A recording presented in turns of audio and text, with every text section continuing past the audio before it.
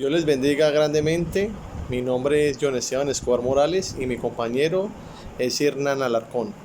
Nosotros somos estudiantes del Instituto Bíblico Huelellano y en este momento vamos a iniciar la exposición del capítulo número 6 del libro La persona que soy de Les Thompson, y el capítulo número 6 nos habla de cuán malo es el pecado. Y para iniciar la lectura de este capítulo queremos enfatizar dos textos bíblicos para tenerlos como base para estudiarlos y para que ustedes lo lean, y es Isaías capítulo 1 versículo del 1 al 20 y Romanos capítulo 3 versículo 9 al 18. Estos dos versículos nos hablan acerca de cómo nos vemos, o cómo Dios a través de la palabra nos habla de cómo nos vemos con el pecado.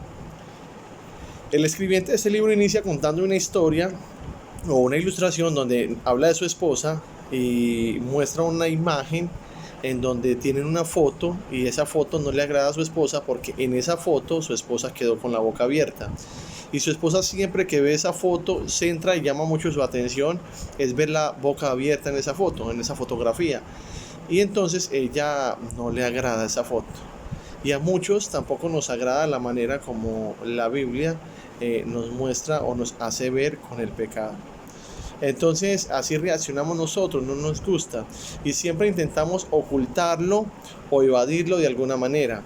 Y la primera manera como intentamos ocultarlo o evadirlo es evitar los textos bíblicos que hablan acerca del pecado y no los estudiamos. El segundo es apuntar a pecados más horribles o que se ven más feos en otras personas. Y lo tercero es ver cómo arreglamos la comunidad y el mundo con programas sociales, pero no nos enfocamos en nosotros mismos. Estas son algunas de las maneras como verdaderamente queremos ocultar el pecado. También hay una ilustración que es muy buena, y es la ilustración que nos habla de la rana que cayó sobre la olla, y la olla empieza a calentarse y la rana de alguna manera empieza a acomodarse a las condiciones del ambiente, o cómo ese agua va cambiando de temperatura, y ella no se preocupa por eso, sino se acomoda y no le ve problema a eso. Pero vemos que va subiendo de temperatura y en el final del momento, cuando el agua ya excedió, vemos como la rana termina muerta porque se acomodó y no le vio problema acomodarse al peligro en el cual ella estaba.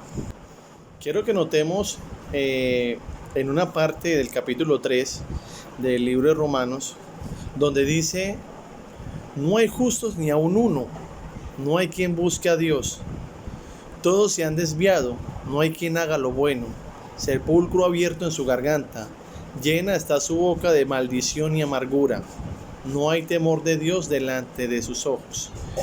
Y estas son expresiones muy fuertes de la palabra, de cómo verdaderamente se expresa de nosotros.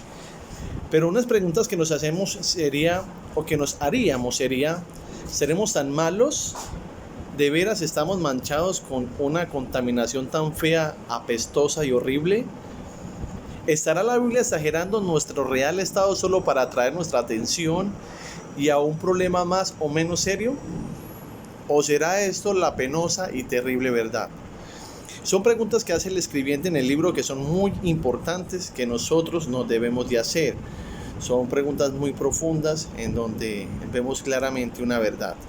Entonces la definición del pecado es aquel pecado o mancha que tenemos todos aquellos que nacemos de todo hijo de Adán, y que conduce a aquello y que destruye el carácter y corrompe el corazón, corrompe el alma, corrompe eso que va dentro de nosotros.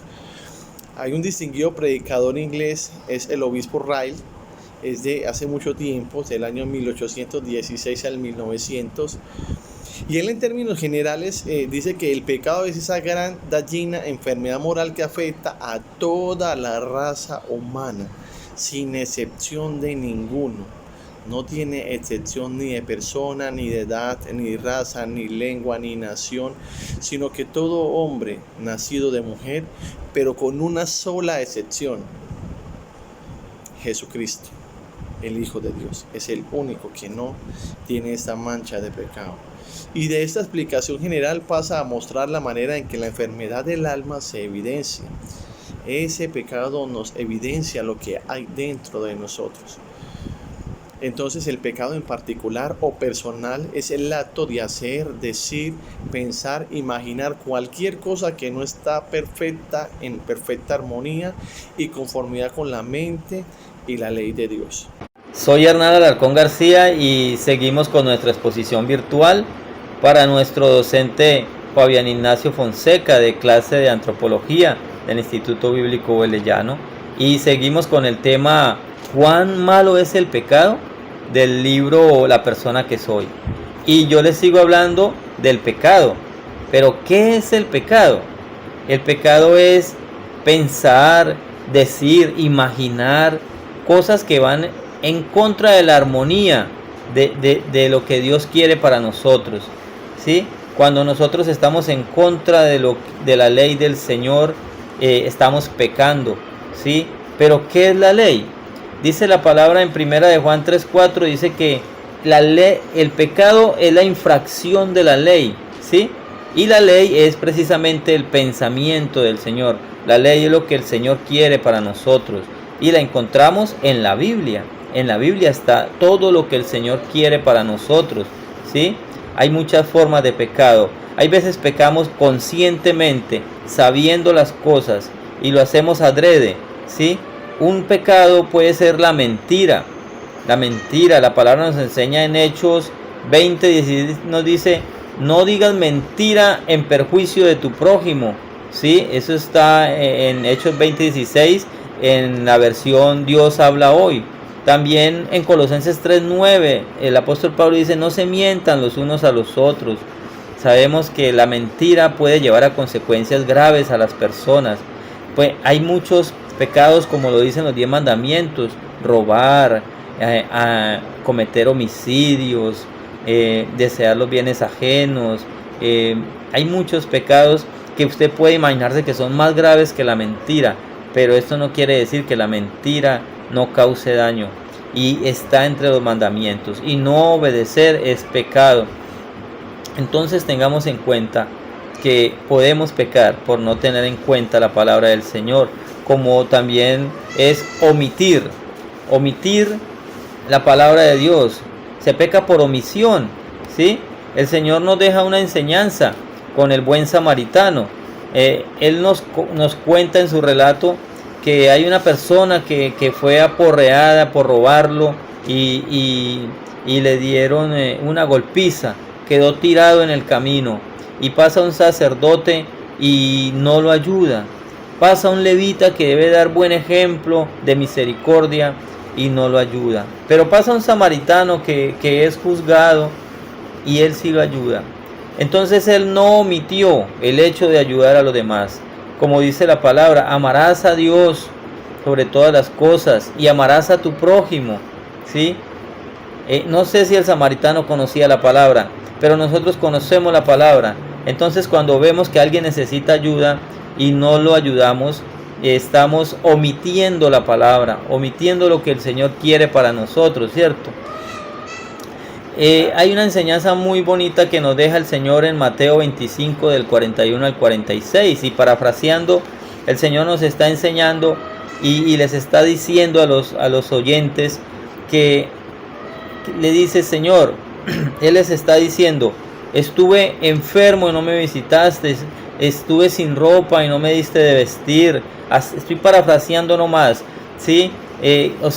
Tuvo muchas necesidades y no le ayudaron. Pero entonces ellos se preguntan: pero ¿cuándo te hemos visto así? El Señor le dice: por cuanto no lo hiciste a los que de verdad necesitaban, ¿sí?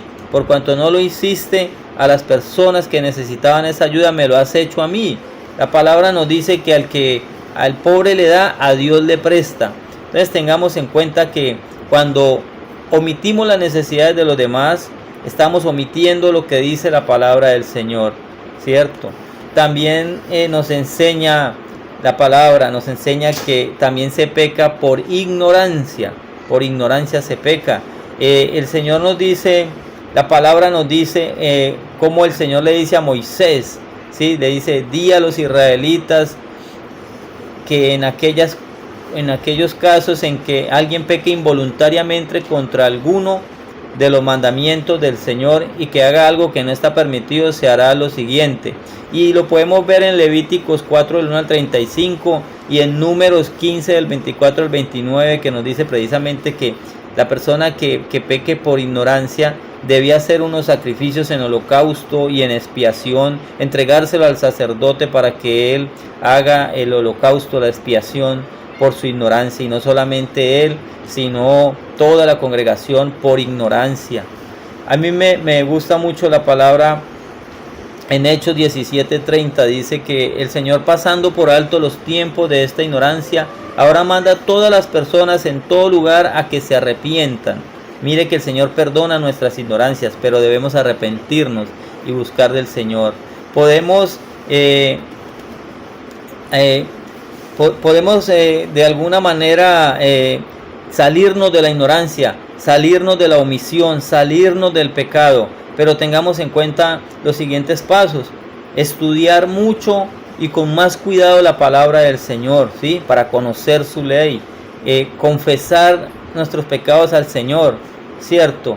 Debemos pedirle perdón al Señor por nuestros pecados, debemos dejarnos direccionar por el Espíritu Santo, asistir a la iglesia, recibir alimento diario.